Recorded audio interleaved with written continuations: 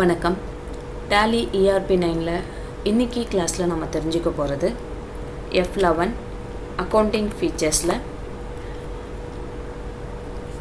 Invoicing, enable invoicing, record purchases in invoice mode, இந்த ஆப்ஷனை பற்றி தான் நம்ம தெரிஞ்சுக்க போகிறோம். ஸோ இதே ஆப்ஷன் F2 இன்வென்ட்ரி ஃபீச்சர்லேயும் இருக்கும்.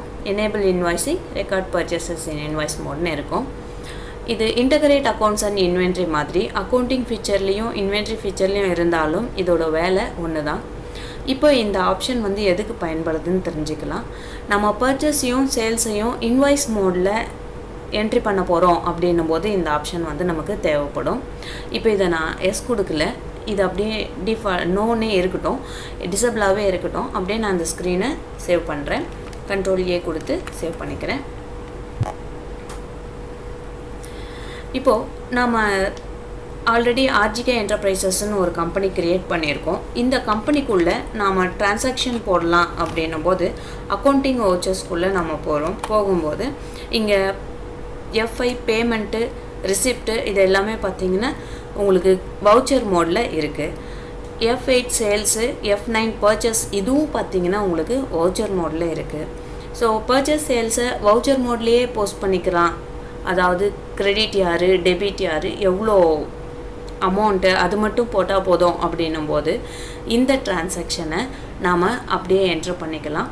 பட் இதில் இங்கே நேம் ஆஃப் ஐட்டம், குவான்டிட்டி, ஒரு யூனிட் என்ன ரேட்டு, டோட்டல் அமௌண்ட் எவ்வளோ, பார்ட்டி யார், என்ன மாதிரி பர்ச்சேஸ், கிரெடிட் பர்ச்சேஸா கேஷ் பர்ச்சேஸா அப்படின்ற டீட்டெயில் எல்லாம் நீங்கள் மெயின்டைன் பண்ண வேணும் அப்படின்னும் போது உங்களுக்கு நீங்கள் பர்ச்சேஸையும் சேல்ஸையும் இன்வாய்ஸ் மோடில் போடணும்.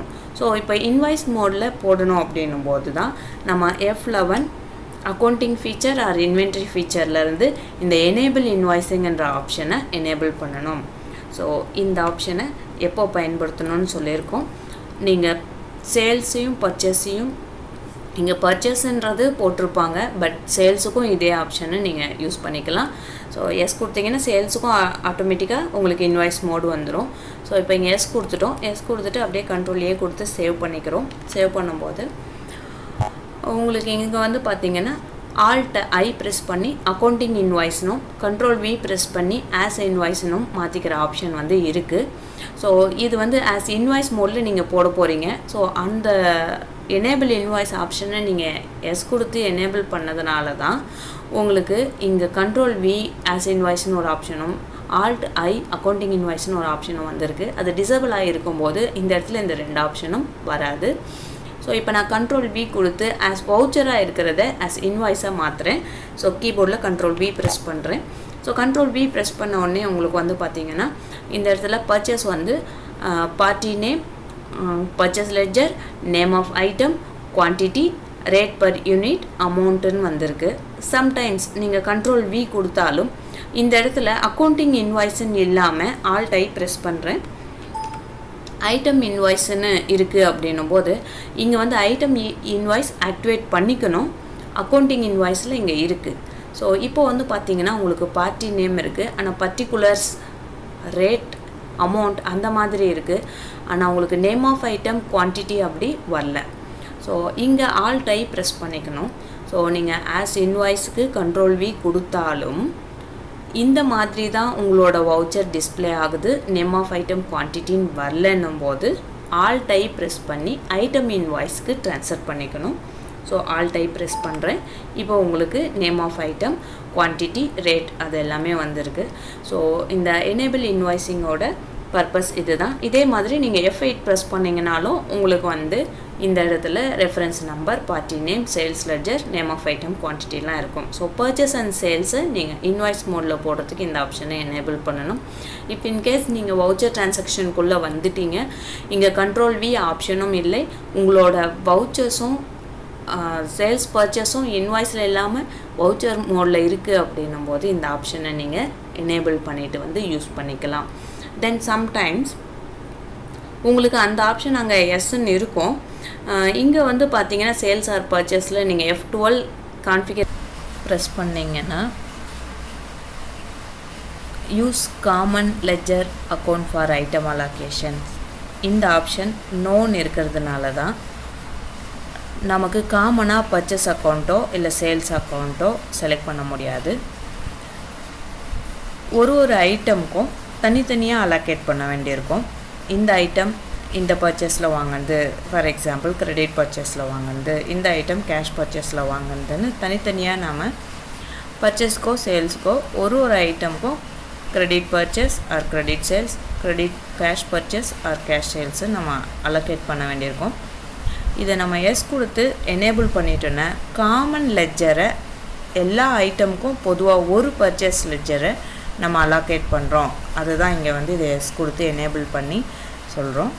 இப்போ இந்த ஸ்க்ரீனை கண்ட்ரோல்லையே கொடுத்து சேவ் பண்ணேன்னா purchase or sales account, purchase ஓச்சர்லேயும் சரி சேல்ஸ் ஓச்சர்லேயும் சரி உங்களுக்கு வந்து காமனாக பார்ட்டி நேம் கொடுத்ததுக்கப்புறம் உங்களுக்கு கீழே பர்ச்சேஸ் அக்கௌண்ட்டோ சேல்ஸ் அக்கௌண்ட்டோ கொடுக்குற மாதிரி வரும். ஓகே, இதே மாதிரி பேமெண்ட் ரிசிப்ட் அந்த டிரான்சாக்ஷன்ஸில் பார்த்தீங்கன்னா F5 ப்ரெஸ் பண்ணுறேன். பேமெண்ட்டோ ஆர் ரிசிப்டோ இந்த டிரான்சாக்ஷனில் நீங்கள் F12 ப்ரெஸ் பண்ணிங்கன்னா உங்களுக்கு சிங்கிள் என்ட்ரி, ரெண்டாவது option use single entry mode for payment receipt contra vouchers அப்படின்னு இருக்குது. சப்போஸ் இந்த ஆப்ஷன் எஸ்ன்னு எனேபிள் ஆகிருக்கு அப்படின்னும் போது உங்களுக்கு கண்ட்ரோல்லையே கொடுத்து இந்த ஸ்க்ரீனை சேவ் பண்ணுங்கள். சிங்கிள் என்ட்ரி மோடுக்கு டிரான்சாக்ஷன் சேஞ்ச் ஆகிடும். இப்போது நீங்கள் இங்கே அக்கௌண்ட் இந்த இடத்துல கேஷ் ஆர் பேங்க் வந்து டிஃபால்ட்டாக நீங்கள் செலக்ட் பண்ணிக்க வேண்டியிருக்கும். இப்போ இந்த இடத்துல வந்து பார்த்திங்கன்னா உங்களுக்கு பர்டிகுலர்ஸ் யாருக்கு போகுதுன்னு சொன்னால் போதும். ஸோ இதில் டிஃபால்ட்டாக கிரெடிட்லேயும் ரிசிப்டில் டிஃபால்ட்டாக டெபிட்லேயும் அப்படி எடுத்துக்கும். உங்களுக்கு வந்து only cash received, cash paid அந்த மாதிரி தான் இருக்கும். நீங்கள் யாருக்கு எதுக்கு எக்ஸ்பென்சஸ்க்கு அந்த மாதிரி நீங்கள் சொன்னால் போதும். இது வந்து சிங்கிள் என்ட்ரி மோடாக நீங்கள் பயன்படுத்தும் போது யூஸ் பண்ணிக்கலாம். சப்போஸ் எனக்கு வந்து கிரெடிட் டெபிட்டுன்னு தான் டிரான்சாக்ஷன் போடணும், ஆனால் என்னோடய பேமெண்ட் ஓச்சரோ ரிசிப்ட் ஓச்சரோ இந்த மாதிரி எனக்கு சிங்கிள் என்ட்ரியாக காமிக்குது அப்படின்னா அப்போது நீங்கள் F12 ப்ரெஸ் பண்ணிக்கோங்க. கிரெடிட் டெபிட்டை ஆக்டிவேட் பண்ணுறதுக்கு இந்த சிங்கிள் என்ட்ரி மோடில் எனேபிள் ஆகிருக்கிற ஆப்ஷனை டிசேபிள் பண்ணுங்கள், நோ கொடுங்க. தென் இதுலேயே உங்களுக்கு அடுத்து கீழே use credit debit instead of to by during இந்த ஆப்ஷனுக்கு நீங்கள் என்ட்ரி பண்ணிக்கோங்க. டூரிங் என்ட்ரி இந்த ஆப்ஷனுக்கு எஸ் கொடுத்துக்கோங்க. சப்போஸ் இது வந்து நீங்கள் உங்களுக்கு நோன் இருக்குது, சிங்கிள் என்ட்ரி நீங்கள் நோ கொடுத்தாச்சு, இதுவும் உங்களுக்கு நோன் இருக்குது. கண்ட்ரோல்லையே கொடுத்து ஸ்க்ரீனை சேவ் பண்ணுறேன். உங்களுக்கு பை டூ அப்படின்னு இருக்கும். நீங்கள் சிங்கிள் என்ட்ரியை நோ கொடுத்தா மட்டும் பத்தாது, F12 ப்ரெஸ் பண்ணி யூஸ் கிரெடிட் டெபிட் ஆப்ஷனையும் நீங்கள் எனேபிள் பண்ணிங்கன்னா தான் உங்களுக்கு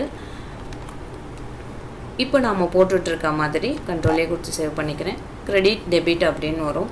நீங்கள் இந்த மாதிரி சேஞ்ச் பண்ணும்போது சப்போஸ் ரெண்டுமே டெப்டார் ரெண்டுமே கிரெடிட்டார் அப்படின்னு உங்களுக்கு வருது அப்படின்னா நீங்கள் இந்த இடத்துல வந்ததுக்கப்புறம் நீங்கள் CR அப்படின்னு நீங்கள் சேஞ்ச் பண்ணிக்கலாம். எல்லாத்தையும் இப்படி மாற்ற முடியாது. உங்களுக்கு வந்து அந்த இடத்துல டிஆர்ன்னு டிஃபால்ட்டாக இருக்குது அப்படின்னா நீங்கள் சேஞ்ச் பண்ணிக்கலாம். பட் நாம் டிஆர்ன்னு இருக்க வேண்டிய இடத்துல டெப்டார்ன்னு இருக்க வேண்டிய இடத்துல போயிட்டு நம்ம சேஞ்ச் பண்ண முடியாது. இங்கே நமக்கு கிளிக் பண்ணாலும் கிளிக் பண்ணி சேஞ்ச் பண்ண வாய்ப்பு இருக்காது. பட் இங்கே நாம் கிளிக் பண்ணி கிரெடிட் அப்படின்னு நம்ம மாற்றிக்கலாம். ஓகே,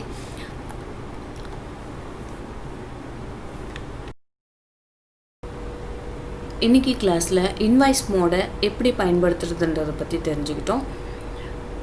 அதுக்கப்புறம் வவுச்சர் டிரான்சாக்ஷனில் நமக்கு இருக்கிற இன்கன்வீனியன்ஸை எப்படி F12 கான்ஃபிகரேஷன்ஸை வச்சு கன்வீனியண்ட்டாக மாற்றிக்கிறதுன்றதை பற்றியும் தெரிஞ்சுக்கிட்டோம். டேலி ERP9 அக்கௌண்ட்ஸ் மெயின்டைன் பண்ணும்போது எல்லா ஆப்ஷனையும் எஸ் கொடுத்தோ இல்லை எல்லா ஆப்ஷனையும் நோ கொடுத்தோ பயன்படுத்த முடியாது. ஃபார் எக்ஸாம்பிளுக்கு F12 கான்ஃபிகரேஷனாக இருந்தாலும் F11 ஃபீச்சர்ஸாக இருந்தாலும் டிஃபால்ட்டாக எல்லா ஆப்ஷனையும் டிசேபிள் பண்ணியோ இல்லை எனேபிள் பண்ணியோ வச்சுக்க முடியாது. நம்ம என்ன மாதிரி பிஸ்னஸ் செக்டரில் ஒர்க் பண்ணுறோம் இல்லை என்ன மாதிரி பிஸ்னஸ் பண்ணுறோன்றதை பொறுத்து நமக்கு ஒரு சில ஆப்ஷன்ஸ் தேவைப்படலாம், ஒரு சில ஆப்ஷன்ஸ் தேவைப்படாமலும் இருக்கலாம். ஃபார் எக்ஸாம்பிளுக்கு நம்ம ஒரு ஃபுட் ப்ரொடக்ஷன் ஆகிற இடத்துல ஒர்க் பண்ணுறோம் இல்லை பிஸ்னஸ் பண்ணுறோம் அப்படின்னும் போது உங்களுக்கு எக்ஸ்பிரி டேட், மேனுஃபேக்சரிங் டேட்லாம் தேவைப்படும். அதெல்லாம் நீங்கள் மெயின்டைன் பண்ணிக்க வேண்டியிருக்கும். பட் நீங்கள் steel product, plastic products production ஆகிற இடத்துல இருக்கும்போது உங்களுக்கு அந்த ஐட்டம்ஸ்க்கு மேனுஃபேக்சரிங் டேட்டோ எக்ஸ்பிரி டேட்டோ மேனேஜ் பண்ண வேண்டாம். அப்போது நீங்கள் இந்த ஆப்ஷனை எனேபிள் பண்ணியிருந்தால் அதுக்கான டீட்டெயில்ஸை இன்க்ளூட் பண்ணி தான் நீங்கள் வவுச்சர் போஸ்ட்லாம் பண்ண வேண்டியிருக்கும். ஸோ அந்த மாதிரி சுச்சுவேஷனில் நீங்கள் அந்த ஆப்ஷனை டிசபிள் பண்ணி வைக்க வேண்டியிருக்கும். ஸோ இந்த மாதிரி ஒரு ஆப்ஷனும் ஒரு பயன்பாட்டுக்காக டேலியில் ஃபீச்சர்ஸ்லேயும் சரி F12 கான்ஃபிகரேஷன்ஸ்லேயும் சரி வச்சுருக்காங்க. அது நம்ம பிஸ்னஸ் சுச்சுவேஷனை பொறுத்து தேவைப்பட்டால் எஸ் கொடுத்து எனேபிள் பண்ணிக்கலாம். எந்தெந்த ஆப்ஷனை எப்போ பயன்படுத்தணும், எப்படி பயன்படுத்தணுன்றதை ஒன்றா நம்ம தெரிஞ்சுக்கலாம். தெரிஞ்சுக்கிட்டதுக்கப்புறம் தேவைப்படுற ஆப்ஷன்ஸை நீங்கள் எனேபிள் பண்ணி யூஸ் பண்ணிக்கலாம். அடுத்த ஆப்ஷனை பற்றி அடுத்த கிளாஸில் பார்க்கலாம். தேங்க்ஸ் ஃபார் வாட்சிங்.